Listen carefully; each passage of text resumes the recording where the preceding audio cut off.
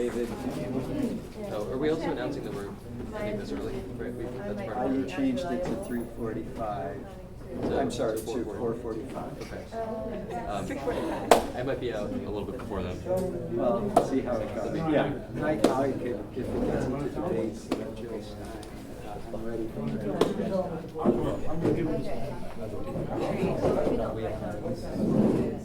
my TV experience.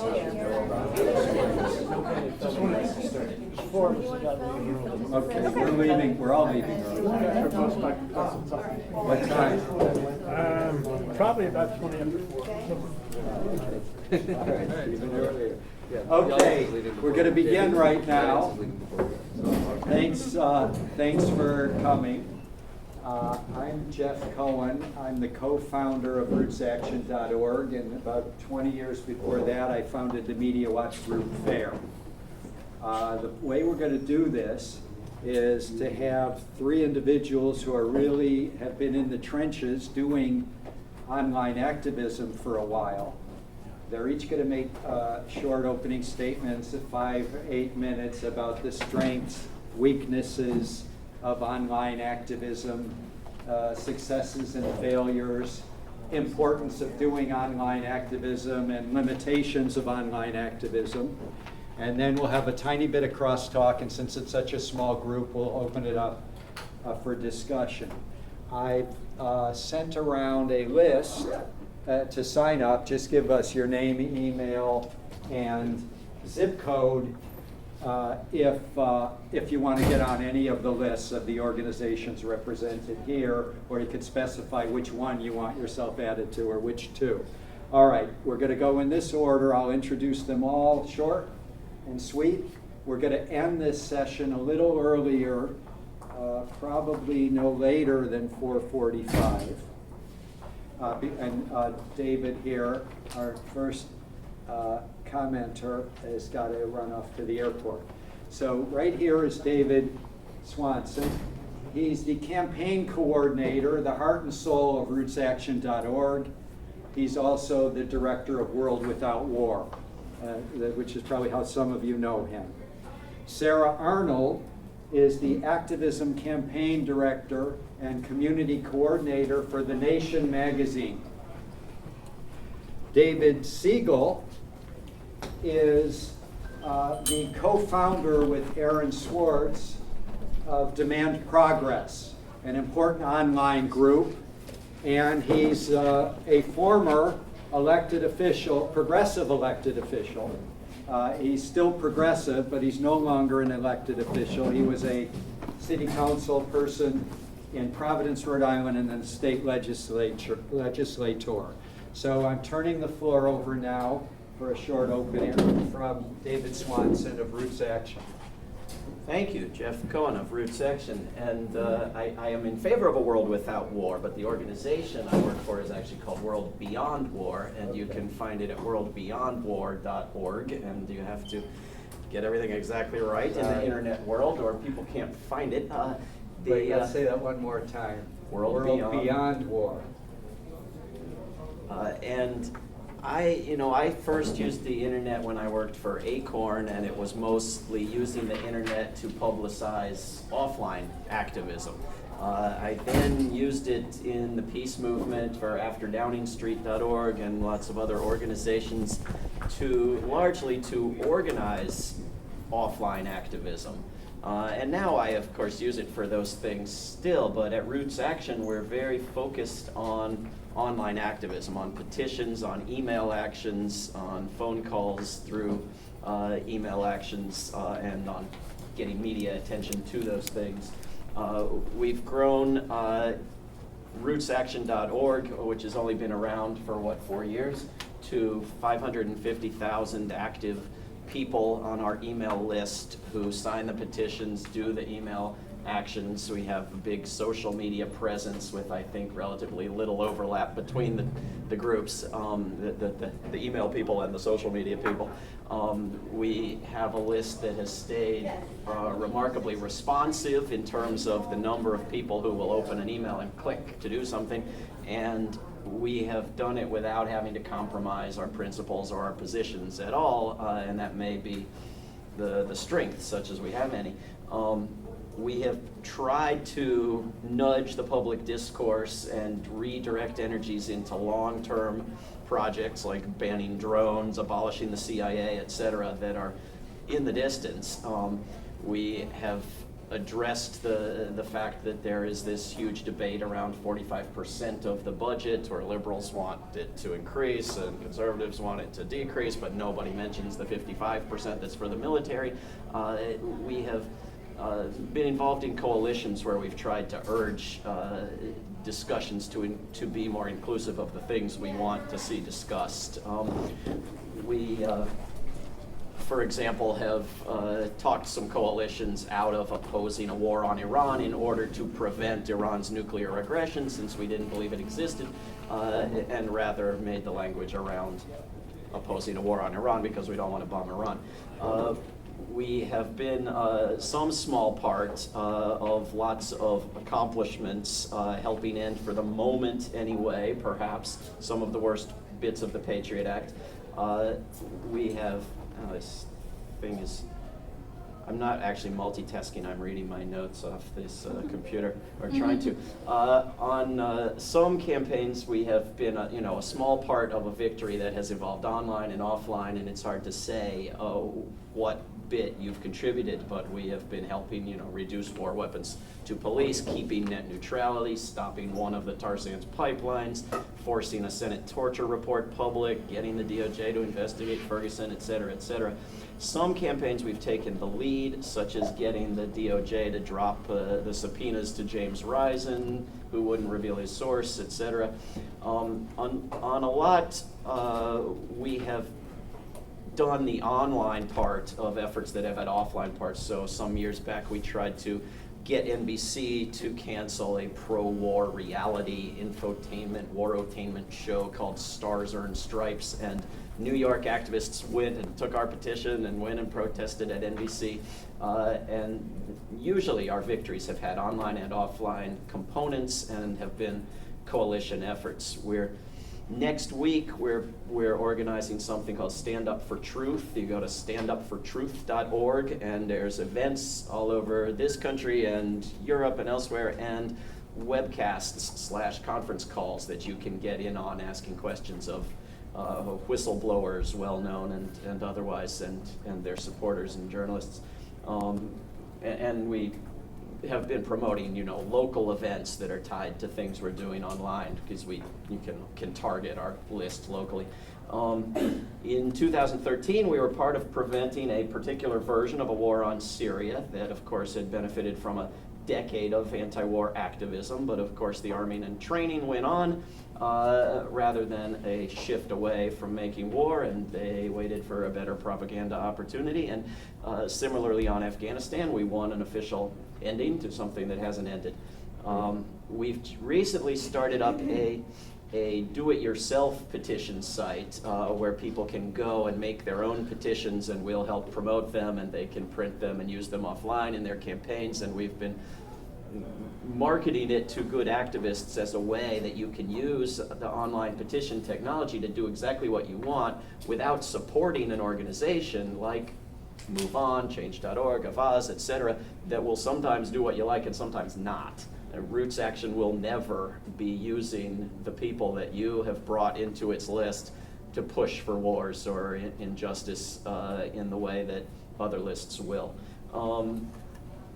Roots Action was started in part, in fact, to be an independent, nonpartisan online group that would oppose wars even when the president was a Democrat. There is obviously bad partisan compromising that happens offline as well as online, but there is a certain ease with which online organizing can be slanted. It's very undemocratic. It is slanted toward demographics that are online, and it is very easy to engage in.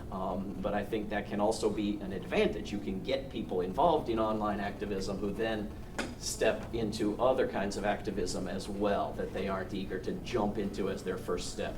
And if it's used to educate, and we get a lot of emails back from people thanking us for educating them about an issue that they didn't know about, and to engage and encourage wider involvement in all forms of activism. And when it works with offline activism, and when it figures out how to use the media, I think online activism can be and is a very valuable tool. Okay, that was David Swanson. Now Sarah Arnold from The Nation. So I'm Sarah. I work at The Nation magazine. We started an online activism program in 2013. So we haven't been doing that for too long, for a couple of years. And I think the evolution of our program sort of speaks to the some of the challenges of online activism. We kind of started off trying to do this on our own. If we published an article on an issue we thought was particularly potent, we would think about some sort of legislative change that we would want to see, put together a letter to Congress, use an online tool so people could send that letter directly to Congress and put it with the article. And maybe a couple thousand people would do it, but it didn't feel very effective or exciting. So what we found works for our program is we tend to partner with other groups, and this takes on a number of different different ways. We've joined a number of big coalitions, the Coalition for Net Neutrality, which I think everyone here has worked on. We're really excited to be at least a little bit of a part of that. We're doing a lot around the Trans-Pacific Partnership now. We've done more targeted campaigns with groups that are sort of expert in specific issues. We worked with Green America and China Labor Watch on a campaign targeting Apple, asking them to get rid of some chemicals in their supplier factories that were making workers sick. We had a bit of a victory there. 5 months after we started the campaign, they said they would get rid of 2 of the chemicals in 22 of their final assembly supplier factories, affecting around 500,000 workers, which isn't everything we were asked for, so we'll go back to that, but that was something. And on that campaign, we did a petition. We had people call in. We had a protest at their New York office or New York store, one of their New York stores. So we've also done campaigns with groups that have a slightly smaller reach than us, and have liked doing that because both pushing for whatever legislative change they're looking to push for, and also sort of getting their ideas and their activism out there. So we've worked with a group called Know Your 9 that works on campus sexual assault. I was pretty excited to do that this summer. We've also done campaigns that are sort of more intertwined with editorial projects. We did 2 campaigns on mass incarceration with the ACLU and Brave New Films. One called Overcriminalized and one called Prison Profiteers. And Prison Profiteers focused on the corporations and people that profit off of mass incarceration. And so we had a video on bail, we had a video on for-profit prison healthcare companies, we had a video on for-profit prison phone companies, and along with that last video, we had a petition to the FCC. They had capped rates for phone calls from prisoners across state lines, but not within a state. So we had a petition asking them to do that, and they're supposed to come out with a decision at the end of the summer. So we're hopeful for that. So I can see there are some we've had some small incremental victories, some bigger victories when we're part of larger coalitions. So I think that just speaks to online activism being kind of like one component of broader campaigns, both online and off. Okay, Sarah Arnold. Now David Segal from Demand Progress. So I run and co-founded the organization Demand Progress. We now entail on the order of 2 million affiliated activists who mostly come into our organization through campaigns around issues that pertain to internet freedom. We started in opposition to the predecessor bill to what became SOPA, PIPA, which were 2 internet censorship bills that were put forth ostensibly to dissuade online piracy a few years ago, and helped lead that campaigning, which eventually manifested in the moment where sites like Google and Wikipedia blacked out and compelled millions of contacts to Congress that stopped those bills in their tracks. We helped lead the pro-net neutrality organizing the last year or so. Right now, this weekend, we're focused on trying to ensure the sunset of Section 215 of the Patriot Act. And we're branching out beyond just internet freedom issues to work more on money and politics reform, anti-Wall Street corruption, and so on. And I think that online tools are capable of being an important part of a suite of tactics that together can increase the chances of winning various campaigns. As a former elected official, and somebody who talks to politicians quite a bit still, and sometimes more than I'd like, I think that constituent contacts really do matter, and there's probably no better way of compelling a large volume of constituent contacts at relevant targets than using the online tools that we've been talking about. Though this does mean, for instance, that one needs to actually deliver the online petitions to their ostensible targets, or have even more impact by converting petition signatures into actual emails to the lawmakers who are going to have sway over the relevant decision. And there are far too many people, far too many organizations in the online organizing space that are sort of bad actors in that respect and don't actually go and deliver your expression of your will to the intended targets, therefore, and are rightfully disparaged as collectivism and are a blemish on the broader ecosystem of groups that do real meaningful organizing in the space.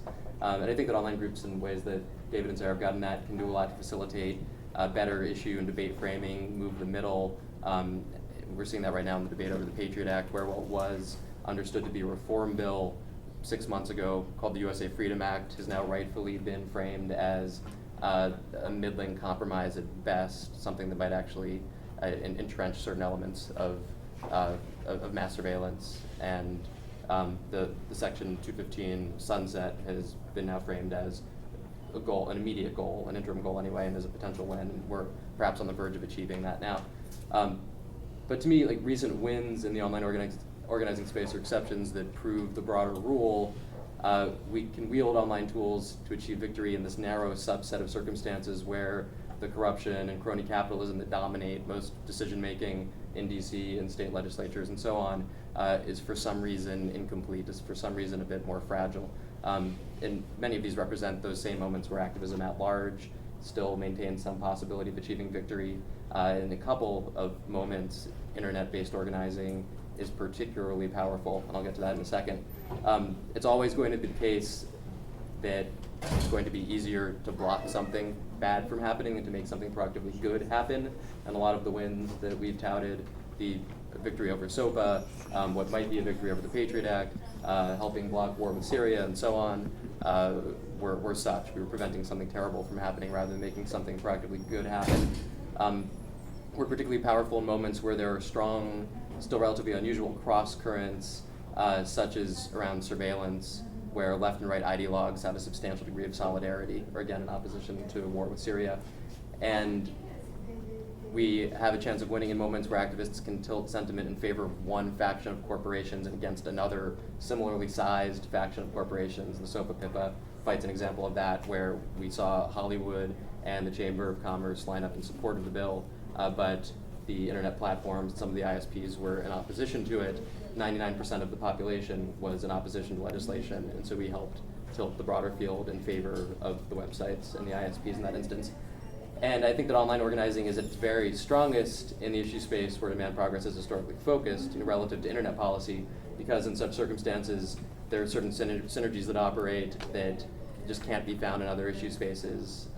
Online tools are definitionally to be used by people who are on the internet. People who are on the internet care about and critically tend to agree overwhelmingly about internet policy at a much higher rate than they would agree about environmental policy or healthcare policy or foreign policy. And when it comes to internet policy, the idealist's position frequently aligns with the position of a substantial number of web platforms. And so the very same medium, a website, can be the vehicle by which people are educated about a problem and can be named as the prospective victim of the prospective harm that would follow from the bad legislation passing, and is the very mechanism by which people can contest that harm. And that's an alignment that is extraordinarily powerful in those moments where it can be exploited, but is never, again, going to operate in the environmental space or in the healthcare reform space, for instance. So while there's a lot of power in online organizing, we should wield it where it's available to us. I am not a cyber utopian, and I'm not a cyber organizing utopian.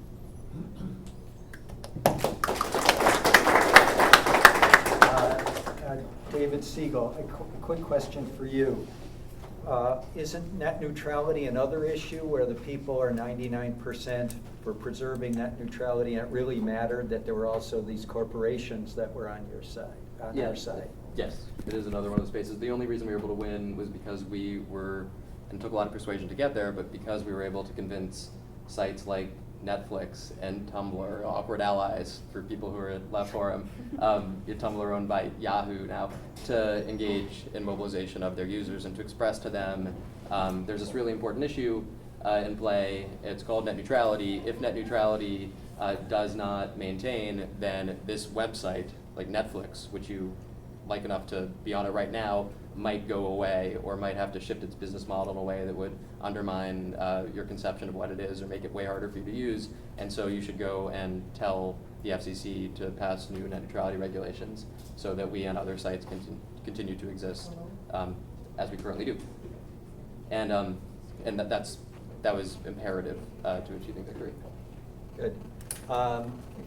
Quick question for David Swanson.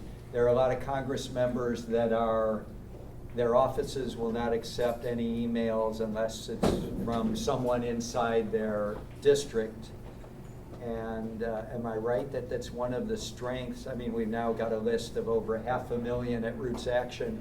Demand Progress is much bigger than that. We get people to send individual messages that begin as a constituent of yours, and those emails all get through. Am I correct? Almost always. Yes, well, as far as we know. We use, Roots Action uses a system called Salsa. All of these online groups use some back-end technology to send out the emails, and they all have pros and cons. And the one that we use, among the things that it does, is take your address and figure out who your congress member, who are your senators, who are your state legislators, and so forth, and be able to send an email to them, and it can be, identical email to what everybody else is sending, or modified and personalized, but send an email to them when we want, and then we usually, pre-write the emails to say, as your constituent, so that they know they're getting it from their constituents, and most of them require that it be coming from someone who's said their address is in their district. But when we want to flood the email box of the chairman of some committee who's doing something horrible or good, we have to find a particular email address for them and set it up in a custom way so that everybody from everywhere can send to that email address until the moment they turn it off or start having messages bounce back to the senders that are unhelpful.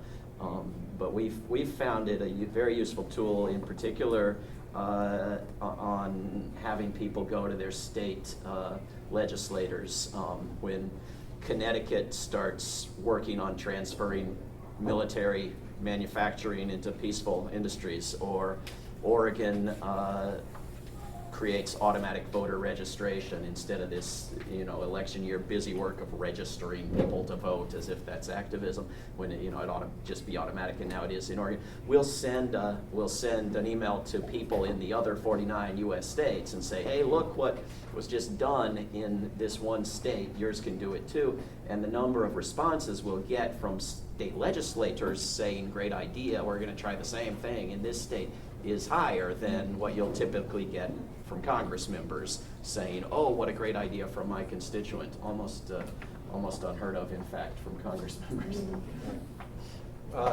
We had open it up in 2 minutes. I just want to get two things. We formed Roots Action because we had become very critical of groups like Move On and Democracy for America that had been against war and for civil liberties when Bush was the president. But after Pelosi became the speaker and then Obama became the president, these groups with huge lists no longer seem to care much about war or civil liberties or a bunch of other issues that would embarrass the Democrats, the Democratic leadership. So that was a real motivation for us to learn from what these groups had done, and then, as David said, try to use their tactics, but have principled politics no matter who's in the White House or who isn't in the White House.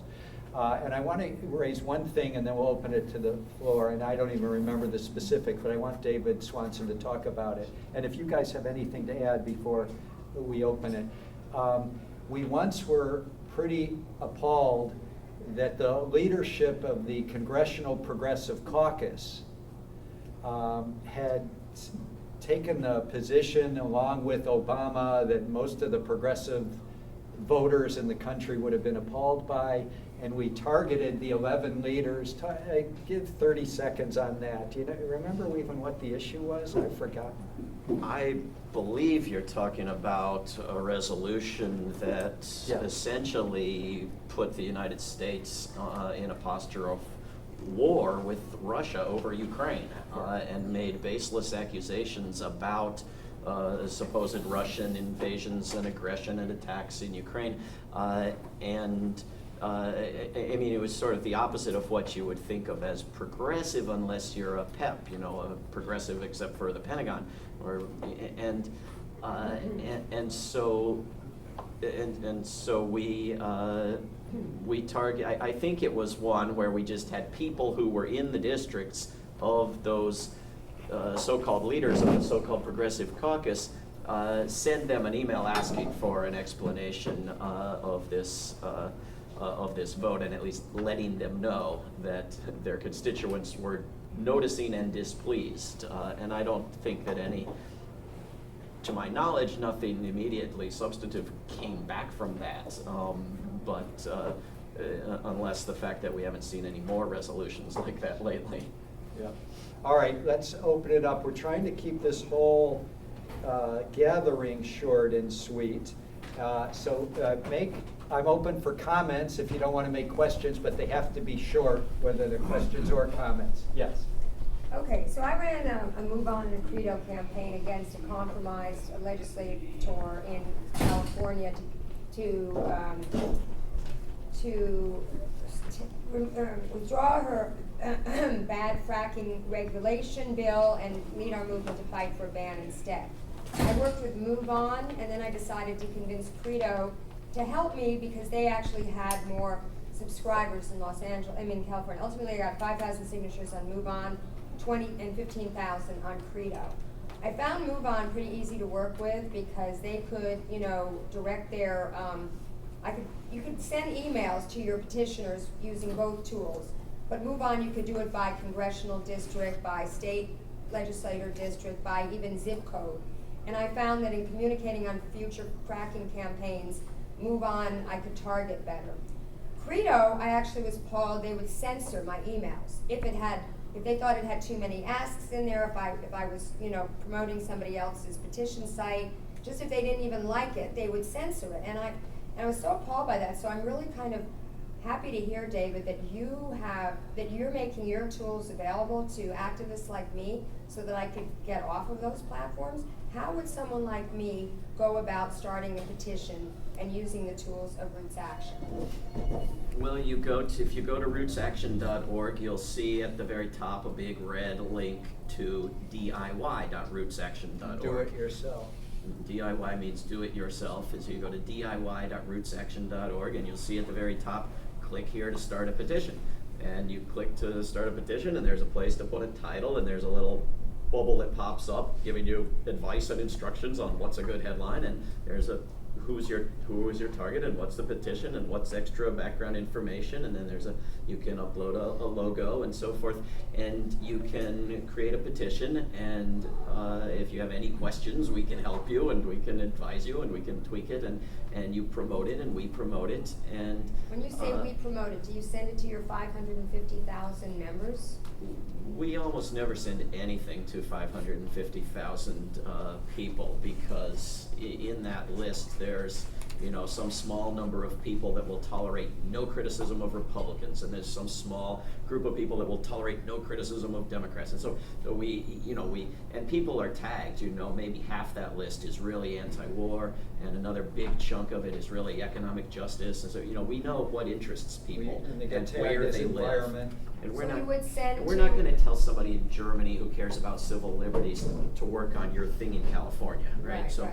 but we'll let people who are doing a lot of promotion themselves and really building the petition themselves on the DIY site.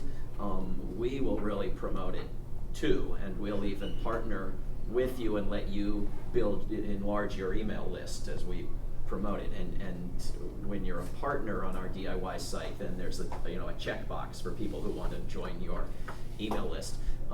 But regardless, you have a petition site, we can make a simple, memorable URL for it. You can print out the forms to collect signatures offline. You can print out the pages and pages of names and brilliant, eloquent comments. We will often on the Roots Action site, we'll have a petition with names and comments, and we'll find some of the best comments and quote them and make a column out of it and publish it on websites with a link to the petition and get more people to sign. Can I email my petitioners through your site? Yes.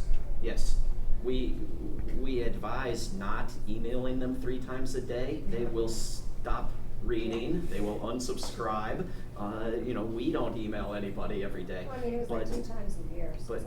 Right, that's smart. I mean, or once a month, or when something important is happening. But yes, you can email the people who have signed. You can't print out their email addresses, but you can send an email through the system. And I can target them by congressional district? That I honestly don't know. I mean, we can normally, so it's possible, but I'll have to get back to you on that, maybe. Okay, yes. I have a comment, concern, and a question. The comment is, I'm a vice president of Thomas Paine Friends, president of California, based in Massachusetts. And Thomas Paine wrote Rights of Man, Genesis of the International Declaration of Human Rights, solution to most of the world's problems. The concern is that... We're done. Okay, that's a comment. That's the comment. The concern is that many activists pursue symptoms rather than the source of the problem. And the problem with that is that the symptoms can be infinite. The question is, I felt your program on the Kellogg-Briand Pact was very powerful. Now here's a case where their politicians are violating the Constitution, because the Kellogg-Briand Pact is a treaty that's part of the Constitution. So my question is, why is there no follow-up on that? When a person takes an oath to the Constitution, failure to follow that is a felony. It's a criminal federal offense. Why would you not pursue your list to file criminal complaints against members of Congress who have violated their oath of office?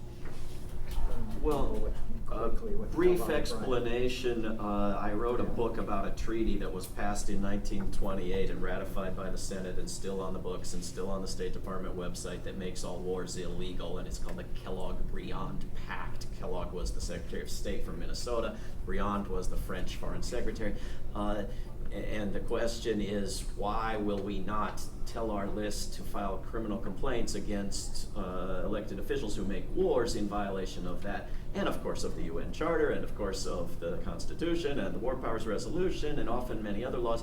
Well, I never said we wouldn't. And you've now raised the idea twice, but both have been at this event within the past hour.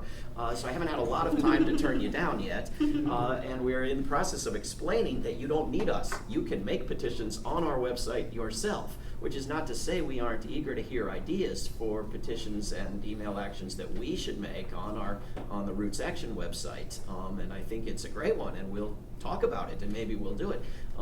So the idea that we wouldn't is there's no basis for it. But I would say that most lawyers will tell you, and there's no basis in written law for it, that the Kellogg-Briand Pact no longer exists because the UN Charter came after it, and you have to make an argument with them. And almost all lawyers will tell you that violation of the Kellogg-Briand Pact has never been made a felony in the U.S. Code, and that is true. So you have an uphill fight, but there are lawyers like Francis Boyd who will make the argument that you've made, and who have made it successfully in international court and used the Kellogg-Briand Pact to prevent wars. So it's something we would pursue, but it's not really a question about online activism as a tactic. It's sort of one particular. None of us have done that in Illinois Valley, file criminal complaints against a member of Congress and senator. Good. I think this is aimed a little bit more at David. So. Which David? We've had Oh, that's right. Oh my God. I meant David Segal. So, in the last few years, we've seen a rise of platforms that make it easier and easier for any individual to use any number of platforms and offer all kinds of different tools and assets. But you only have so much political stuff happening in the country, you know, in actual real terms, legislation or elections. That hasn't increased. It's only the level of petition making that's increasing, which means that every individual signature is a smaller and smaller speck in an ocean of people signing petitions and an ocean of new petitions being developed. What is the distinction between a petition tactic or strategy that is likely to actually have an impact? How do you distinguish that from all the vast mountains of petitions that are really just, you know, noise-making machines for someone who wants a larger list or a little bit of attention, but which in fact are not going to have an impact at the end of the process? And how does a rank and file person who's considering signing one of an array of petitions distinguish, or how does somebody who works with such an organization like myself distinguish what campaigns to work on? Or that should be the same criteria. Imagine if everyone who was thinking of making one or signing one could be in your brain. Both. A part of, so there, I guess, trying to figure out how to devise a coherent answer. It's approximately linear. I mean, there are, I would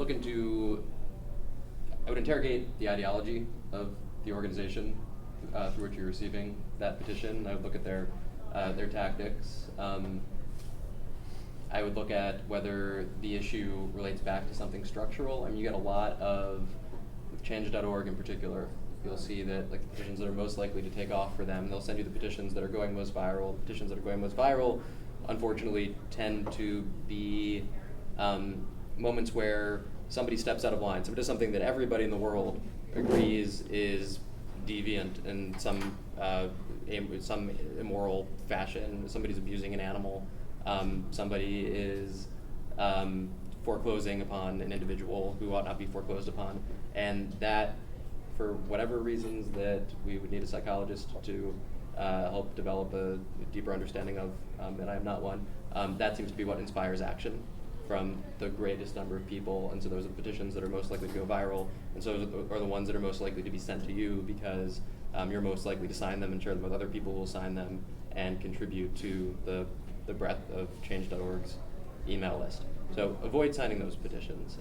Look to petitions that actually seem to be predicated upon a deeper structural analysis that you speak in some sense to. If it's something legislative, speak to the state of play in the Congress or in the state legislature, why the bill has been introduced, at what point in the process it finds itself, or is there a committee vote pending, is there a floor vote pending, and then also interrogate the organization, try to figure out if your signature is actually going to be delivered in some meaningful fashion to the ostensible target thereof. And those are some of the criteria. There are many, many more. Yeah, I just want to say that I think David hit on a real serious one. When a certain state in the country takes a real good move, like automatic voter registration in Oregon, or the state of Connecticut saying we're exploring a transformation of military industry to civilian industry, it's so obvious that, and in fact, state legislators have written us, oh, I didn't know there was such a law. I'm going to think about doing that in my state. There's certain things that are just so obvious that they can make an impact, and that online spreading the word is the obvious approach, that I think you'd see some of the ones that David has written along those lines. They're not clickbait. They're not just trying to build our list. There's something that concretely matters. And a lot of the stuff from Demand Progress that blows my mind is that it's always targeted at something that's really could make a difference, and it has to happen in the next week. And they've got a news conference to go along with with the online activism. I mean, it just smells like this is the real deal. And I think over time, for people that are trying to, Sarah at The Nation, we're trying to do serious issues. We're hoping that over time, left liberals and solid progressives are going to be able to distinguish between the feel-good stuff and the more serious stuff. All right, yes. First of all, I'm sort of a Luddite. Signature delivered. You get these emails in, and then do you channel out the email by address and congressional district, or do you actually do a printout and take something on paper to congressmen? Sometimes both. Yeah, though I think that actually generating an email, so we'll ask you for your name and your email address, and Right. if it's to be delivered to Congress for your street address, which is a pretty good tell that the organization's trying to do something real with the data that they're collecting from you, and turn that into an email from you to your member of Congress they will receive. They'll be able to, based on your street address, identify you as an actual constituent of theirs, and are likely to even respond to you, which is another thing. If you're engaging with an organization that purports to be doing meaningful work at the federal level, at least, through engagement with the House and the Senate, and claims to be delivering your messages to the appropriate targets, you should actually receive responses from your members of Congress, just as they would respond to you for you to use the form yourself and send an email for your own volition. Sarah, David, maybe who's Wait, down so- in DC a little, do these Congress, they talk to each other about how many emails they've got, Yeah. like on the Syrian question and don't go to war, right? So what you're doing creates, if enough people respond, it creates a buzz that they're aware of, right? I've got a Republican member of Congress that when he, and I sign on to almost everything these three groups do, and he's constantly writing me back Yeah, about, right, sometimes I lose track of what I was sending him. But, and again, he was very good on Syria. He was very good on non-intervention, and we were hammering every member of Congress. But I want to say one other thing. Besides the individual, being able to bring 5,000 emails to this Congress member in 5 hours and 5,000 to that Congress member, at Roots Action, because we have a co-founder who's very media savvy named Norman Solomon, we have been able to take some of our petitions and turn it into international news. Like we did the campaign that Private Manning is not a criminal, he's a hero that deserves the Nobel Peace Prize for exposing war crimes. And so we had a petition that was huge, printed it all out. He went to Oslo to the Nobel Committee. On a red wagon, he takes this huge stack of signatures with wonderful comments, and had arranged the Oslo Nobel Committee and said, yes, we'll entertain your petition. So we had the three biggest news agencies in the Western world, Associated Press, Reuters, and Agence France Presse, all did stories about this with pictures of Norman Solomon and the red wagon and the stack of petitions. And I witnessed another stunt that was successful, and it actually is one of our real successes for Roots Action, where we did a petition to Holder, who's been in Attorney General Holder, who's been in a war against whistleblowers and the journalists who use whistleblowers. And we had this huge petition. We took it to the Department of Justice in DC. We got our colleague Phil Donahue of television fame to join us and preside over the news conference right outside of the Robert F. Kennedy Justice Department building. And we had this huge stack. My daughter tied it up in red, white, and blue. It was a Constitution Day. There's something was going on. And we had big publicity. And I think that we really made a difference with charges, James Risen was no longer prosecuted, and we made a big difference with the person they accuse of being his source, Jeffrey Sterling. So, yeah, you do both things, and I think we've had a lot of success with the theatrics for mainstream media of getting very radical messages through because we had the stack of signatures. Okay, yes. I'm wondering, David Segal, may I ask you a question about the passing of Aaron Schwartz, or would you rather talk privately afterwards? Is it germane to, if it's germane to like the broader Because concept he of the was so panel, important. yeah, That's happy to all. speak about it. The Yeah. only reason it's relevant here. I was particularly concerned that I read that the Secret Service or some federal police service was following him around at the time of his demise, and I'm worried that he could have been suicided. What floor was the apartment on, and were the Talk window private. sills Yeah, checked we could, and for I don't have ropes? Yeah, access to talk all of privately, those. but you don't, okay. Any other, yes? Okay, and then we'll go into the On Roots Action, I sought a petition for the release of the 28 pages from the Joint Inquiry, 9/11 HR 14, and I was just curious, I think it did quite well. It had a 20,000 kind of quota, and it got pretty close, I think. And coming up Tuesday, there's going to be an introduction for a companion Senate bill, sponsored by Rand Paul and Ron Wyden, so it should be pretty interesting. So my question is this, with the existing petition, which is on the House bill, is there a possibility that they would be interested in then doing a similar petition, or networking with other groups interested in petition on that topic? Well, first of all, thank you for telling us that about the Senate bill, and we would love to hear about any groups that might want to collaborate on the topic. And we can send the existing petition to those senators, and we can do a press release about it, and we can start a new petition or email action about the fact that there are bills in both houses, and to get all those same people and tens of thousands of other people to do it. I mean, to answer the earlier question, we sometimes do petitions where we just collect names and comments and we can print it out and do events with it. We sometimes do email actions where when you hit the button, it sends an email to somebody, but it doesn't put a name and a comment on a public petition. I would love to figure out, maybe you guys know, but someday we'll figure out how to do both at the same time. But we always do one or the other, and both can be very effective, and neither one is some sort of scam or something. Sounds good. Wonderful. Okay.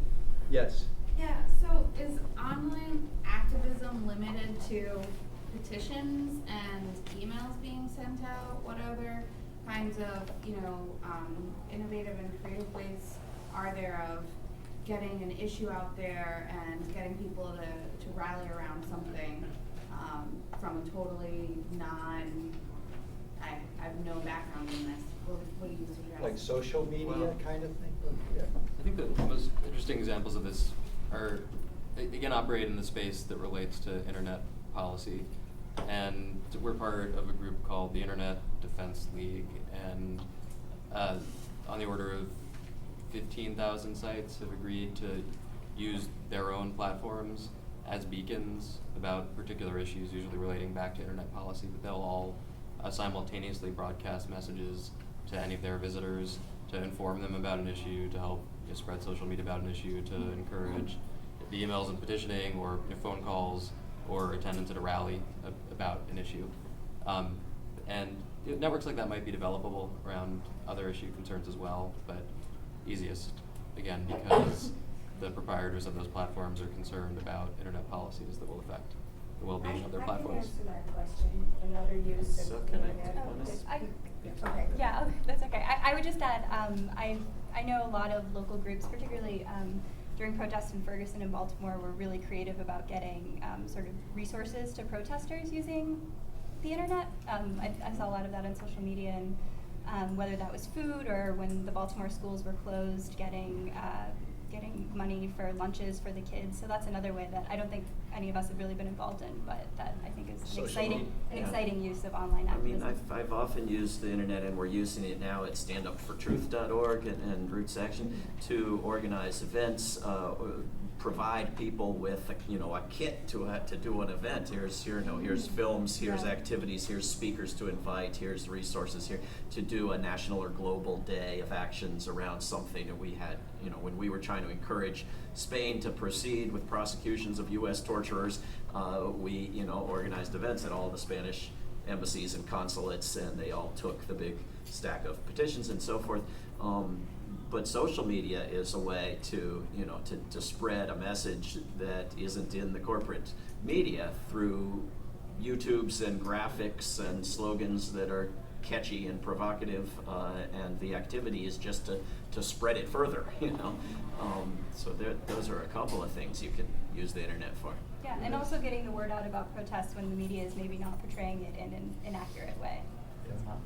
I was just gonna say, using Facebook, you could do I organized protests. I did 14 in 2014, and I made Facebook event pages for all of them, and a lot of them were on the same subjects. Like I did 4 for net neutrality, 4 for the TPP, and I always go back to previous ones, and I can promote the next one in the Facebook page that I did for the first one, and so on and so forth. And you can actually use those Facebook event pages for like, who's gonna come up with a chance, who wants to liaise with the media, you know, who wants to make props, you know, what have you. Now, I would just love for there to be some other social media tool besides Facebook. I'm just really nervous about, you know, and I know Expose the TPP recently experienced censorship. This is one of our biggest, you know, it's equal to Flush the TPP. And Facebook was literally censoring every meme, every post, and I took screenshots of what I would get when I tried to share stuff from them. Now, I think they're back on, but it's extremely disconcerting, and I would just love for someone else to start, you know, activist Facebook. Anyone who hasn't asked a question yet? Okay, yes. All right, this is a new issue that came up. I was at the BEA, that biggest book show in the country, in Javits Center, the last 3 days, preceded by the bloggers conference.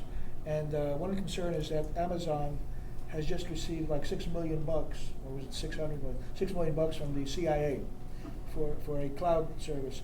Now, here's something that, understand they were outbid by somebody else. And here's an outfit that hasn't made any money publishing. It's getting subsidized by the CIA, which is an unconstitutional agency. Seems like a... Yeah, let us comment, because that's one of our big issues. Well, Roots Action That's has. one of the issues Roots Action has made, has brought it to people's attention, and we could explain. Is it 6 million or 600 million? 600 million. Okay, 600 million. So here, money's fungible, so you could use it for the other things. But it's taxpayer money that they're using for a private company that hasn't made any other money. And it's like an oligopoly, if not a monopoly. And by the way, you don't have to have a lawyer to file a criminal complaint. Somebody steals your car, you file a criminal complaint. So this seems to be an issue where a lot of publishers might want to get involved. I spoke to Hatchet about it. You know, they led the charge about the pricing of ebooks. But they said to me, you know, this is your battle. You know, the little publishers got to get involved. Well, you know, Roots Action has actually taken the lead. I learned about it from my colleagues at Roots Action on this issue because nobody else was touching it, and I'm not sure many have yet. But there's a problem with the owner of Amazon buying the Washington Post for $300 million and taking $600 million from the CIA. So he has twice the interest, and that, you know, and that's, you know, going to be added to. He has over twice the interest in protecting the CIA's information compared to the interest he has in informing the public, you know, this sort of fantasy of what a newspaper is supposed to do. And so we actually, you know, did a big petition on this, did some offline actions, put a huge billboard next to Amazon's headquarters out in Washington State, and raised this issue and got some, you know, corporate media attention to it. But it remains a problem. $600 million for? They're providing cloud services to the CIA. And there was actually another company that said they could do it cheaper, if I'm not mistaken, but Amazon got the contract. So Amazon provides cloud services to the CIA and other agencies, and this is just the first of other contracts. Down the road, they're probably going to get more. So the fact that the Amazon is sort of wedded to the intelligence establishment, while the owner of Amazon is the owner now of the Washington Post, it just stinks. And one of the reasons that what we do at Roots Action, and I think I speak for the nation and their online activism and demand progress, is because of the nature of the corporate mainstream media and the often censorial nature of the corporate mainstream media. You know, we're trying to mobilize and activate, but sometimes we're just trying to inform people of stories we know they don't know about. Right. And sometimes those get the most pass around, is when you're the first, you know, group that's telling people that Amazon is in bed with the CIA. People will tend to pass that one around to their friends and relatives. All right, any other comments or questions? I love the way this is going. I have a slightly off-topic question, but it's about format, and it's something that kind of needles me, and sometimes I don't like to sign petitions about it. Titles, when they're mandatory, because I don't believe in titles. So I don't want Mrs., Ms., Mr., Yes. Dr., Sister, any of that stuff. And sometimes you're not allowed to sign unless you use that. They're not gender neutral. Right. I don't like my email address to be anything but gender neutral. I don't want to sign a petition that's not, and it bothers me. So why is that sometimes like that? Panelists? Sometimes it could be a number of factors. Congress frequently requires those, so it could be that they're trying to figure out how to get your information into a congressional form so you can actually generate the contact to the lawmaker. But there might be other reasons too. Yeah, I've had that happen where I leave off the title and then you'll fill it out and then it'll go back and ask you for it in order to go through the.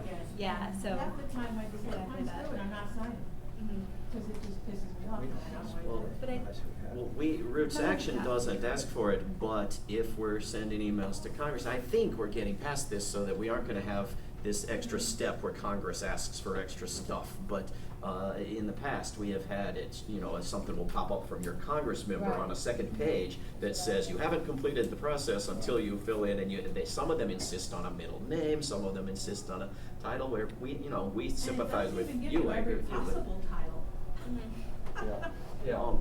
But yeah, it's good. It's just good feedback, and we get this kind of feedback by thousands of emails all the time, where people are replying with advice and complaints like that, and it's helpful. It's certainly not our idea to But demand Congress is something yeah. Yeah. All right, any other questions or comments? We're making a lot of progress and touching a lot of ground. Yes? Yeah, until recently, it never occurred to me that these petitions were just trying to get my information to build a list. And it was brought to my attention recently. It made me very, so, I mean, real petitions I have to follow. Right. But I was curious about this as a situation that you could. Well, David, do you want to expand? Well, I used to think that the use for the internet was to organize rallies and protests. And if you were going to have a big list of people to tell to be at the White House tomorrow because they just started yet another war, you had to have their names and email addresses. So do a petition with something exciting and have everybody sign, and then you'll have their names and email addresses. With the motivation of further activism. But of course the petitions themselves, and at Roots Action this is more the case, the petitions themselves can be useful tools as well. But there is absolutely no doubt that often organizations want to build a big list of names and regardless of the effectiveness of the particular petition. And to some extent this is the case with our do-it-yourself petition site. People are allowed to put petitions up there even if we think there's not a snowball's chance in hell that they're going to do the least bit of good. And people join our list, but we're not, we have an absolute commitment to privacy. We're not going to give or sell, and it's illegal anyway, your name and email address to somebody else. I have a related question. A couple of years ago, I donated $10 for 5 candidates. This has multiplied. Not only am I on all of those candidates, 3 of which I had never heard of before. They were the package. But it seems they have all sold their lists to other progressive candidates or whatever.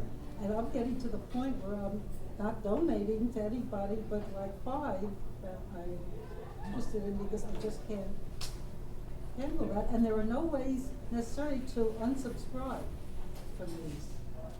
Well, there's supposed to be, there's required to be. At the bottom of the email. I've looked. You can also set a filter in your email program to ignore any email that comes from that group, and it'll make it go in your junk folder or whatever, if need be. But the multiplication is just cut my donations. Yes. Yeah, I feel like sometimes, not me particularly, but there is a sentiment that signing petitions sometimes doesn't do anything, or there's no real effectiveness. I'm just curious what the panel's thought on, what kind of threshold you experience needs to be reached for a petition to, have some major impact. Depends entirely on the issue. Sometimes and I keep falling back on the legislative context because that's where most of my work now takes place, and because I was a legislator, so I'll speak in those terms. Sometimes there's an issue that's skating through a a legislative body because nobody even knows that it's remotely controversial, or maybe nobody's even identified it, that it's a rider on some 500-page bill. And if you call out the fact that this bad thing might manifest, it can be a relatively low number of people. Even just like naming the fact of its existence can actually do a lot to stymie its progress. When you're dealing with something where there's a substantial like corporate faction on the opposing side, it's difficult to overwhelm that without hundreds of thousands or millions of people taking part, as was the case in the net neutrality organizing of the last year or so. But there's no rule that always operates. Yeah. I think it depends what it's coupled with too. If you're adding a petition onto, I don't know, like also a big protester, what is accompanying it? And I think a city council is impressed by Right. a much smaller petition than a Congress member. If you're opposing something that has other opposition and it's an immediate decision, and you can have a big impact. If you're, this other hat I wear with World Beyond War, we have a petition that says, I will join in working to eliminate all war from the world.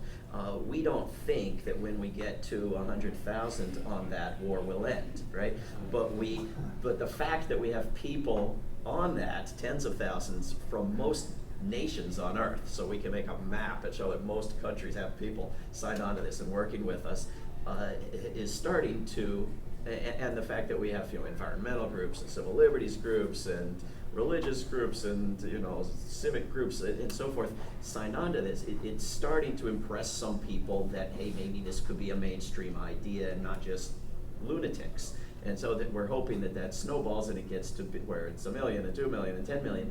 And then maybe at some point that petition is a useful tool as part of a campaign. So it totally depends if you're trying to change the basic structure of society, or you're just trying to stop one bad stoplight from being put at an intersection. And I think that's a question we ask ourselves too, because it can be useful to have these petitions that are these like sort of grand ideas. Like I think we were part of a petition recently to cancel all student debt, which wasn't going to happen right away, but it's such a the problem is of such a magnitude that it felt good to have hundreds of thousands of people saying we need to have a very dramatic response to that. But I think we have to be cognizant of being careful with those and making sure that, first of all, that they're delivered, and also that we're, this is an important like radical idea that needs to get out there, and we're not just, isn't just like a feel-good petition like this. When we're getting a lot of news coverage of a petition, that is a different context, where like with Norman Solomon in Oslo at the Nobel Committee on behalf of Private Manning, and it goes all over the world. Anyone who signed that petition, sees like the AP story with Norman and his red wagon is, wow, I played a little role. I mean, my sense, unless it's such obvious clickbait of the kind David Segal was describing at the very beginning, I tend to sign petitions because they're easy for me to sign. But if it's a group like what these three groups have done, I think you can be pretty confident that they're going to try to maximize the impact. They're not just wasting your time. It's not just a few things in politics end up manifesting in this like binary moment where a thing like it succeeds or fails fundamentally. I think a lot of one project that we haven't talked about that I think has relied almost in its totality on online organizing is the effort to normalize the need to expand Social Security, expand Medicare access through groups like Social Security Works. And hundreds of thousands of people have taken part in that campaigning, and now it's approaching the case that like 70% of Democrats in the House and Senate have now signed on to proactively asserting the need to expand Social Security in a way that we will not see Social Security expand in the next few years most likely, but it's done so much to end what had been this ever-present threat of substantial cuts to Social Security and to Medicare that we were fighting back even under Obama over the course of his first term. So that's in some sense a win, though we've not seen a moment where our ultimate desire has yet manifested. Okay. David Swanson has to head to an airport, and our peace activist from Pennsylvania had to head out. I think we could go for about 8 more minutes. Yeah, 6, let's say. Yeah, 6 more minutes. Just people who have not questioned or commented. Very sorry to have come in late, so I don't know if you touched on this. I've seen Twitter used in some ways that have been effective. In Boston, we're having some effect in generating discussion against the encroachment of the proposed Olympics. I've also seen it used in ways that seemed a real waste of time. I wonder if any of you can comment on specifically the tactic of a Twitter storm, which seems to be getting used a lot, but I have no idea if anybody really has any idea if it has a positive impact, and if so, how and what. I think with Twitter, Twitter works really well where there's already sort of a self-identifying network that has a sense of solidarity, like people who already self-identified as being part of the Occupy movement, who were like watching other people on Twitter who were part of the Occupy movement. It was a great way to spread word and encourage a mass of people to show up at a particular rally, or to inform a rally about where to go once it started to be busted up by the cops.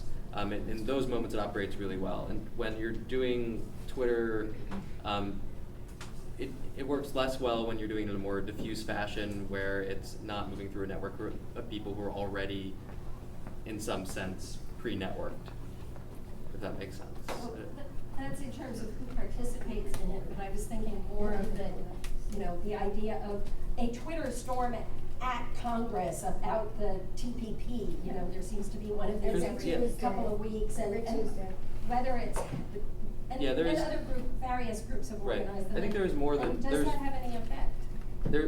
I think it has more than no value. I don't think it has. The things that are going to have the most effect are physically showing up is going to have a tremendous effect. Making a phone call is going to have a large effect. Actually, proactively emailing a member of Congress probably has more of an effect than tweeting at that member of Congress. But it's until they tweet back, and then it makes news. Right. And then, right. But the things that have the most substantial effect are ones that demonstrate that there is a real live human being who is actually the constituent of the person who's being targeted, who is invested enough in whatever's going on that they're willing to take some sort of action. And the more aggressive the action they're willing to take, the more impact that has. So Twitter's relatively low on that spectrum, but is more than nothing. I think it's, there have been all these articles about the importance of Twitter in organizing Black Lives Matter in city after city. It's been crucial. I think for stuff that's happening on the ground, it's really good about getting the word out and feeling like also the protest around the anti-abortion bills that were passed in Texas, like having everyone, a couple of years ago watch that on Twitter is exciting. But in terms of getting someone to take the next step in terms of sending a letter, I've had less luck with Twitter, but. Yes, do you think it's more effective, and I'll ask David because you work with the elected officials, to try to funnel something into a pre-existing channel, like, to me, the fact that the FCC got 3 million comments on net neutrality, and that was measurable, and we could all say that when we were talking to people, it was really overwhelming, versus other organizations that you can tell they're just jumping on the bandwagon because they see people are excited about it, so now they're going to start their TPP petition or whatever, and you really don't know, like you said, how many of them are actually delivering it. I know with in California, we have over 250 organizations in Californians Against Fracking, and we work together, and so we coordinate. If each organization wants to do their own petition to Jerry Brown, which they do, I can understand why they don't necessarily want to promote another organization's petition. But at least we know that we're all going to work together and deliver all those petitions, and we can say there's been 200,000 petitions to Jerry Brown. Do you think that there's a way with almost every issue, if it involves a public official, either working, a congressperson or a regulatory agency, or even the White House, that people could get beyond this desire to start a million different petitions about the same thing and figure out one petition that we can all agree to? I think that the organizational incentives don't lend themselves to that for any number of esoteric reasons that probably aren't worth talking about right now in the next 2 or 3 minutes. And I don't think there's real harm in a lot of organizations piling on a thing as long as they're operating in good faith. In some ways, it's potentially even helpful because the target can feel like they're more besieged if there are all these different groups involved and feels like they're getting hit from different angles. I think using existing channels, like in the FCC case, is sometimes very important, but it also can be even more disruptive to hit a target from a channel that was not created to receive public comments. Like the FCC in some moments was trying to get us to push comments relative to something other than net neutrality, was trying to get us to push comments at an inbox that they were going to create for receiving those comments. That felt like too free speech zony for us to want to abide by it. But one of the most effective things that I think we did during the net neutrality fight was create phone tools that allowed people to, instead of calling the FCC's existing channels for receiving public input, they've got 2 or 3 people there, it's a relatively small agency, who are in charge of answering the phone. We and a group called Fight for the Future together built phone tools that called the actual individuals who work at the FCC, the actual people who were devising the policy around net neutrality, who were sometimes doing the work of actually writing the order that was eventually, They called me every day, even when I wanted to stop. They kept calling my number saying, we're now connecting you to Joe Schmo at the FCC. And we did the same at the White House too. It's almost impossible to know where phone calls that go to the White House switchboard go. So I actually spent one night like Googling phone charts, phone trees from the White House I could only find stuff. Some of them keep those it's a very well kept secret, like what phone numbers the White House actually go to what people. So I was going through these lists from like the Carter administration and like finding like old phone numbers for whatever line used to hit, Chris Matthews or Hendrik Hertzberg or whoever was around back then, and just calling them to figure out which ones still actually achieved at least like a voice box on the other end. And we built a tool to let people call those lines directly instead of going through the switchboard to try to create more disruption there. And it worked, or it helped. I think this is a good time to stop. David Segal's got to leave. Let's stop right now. It's 4:30. I hope this has been helpful.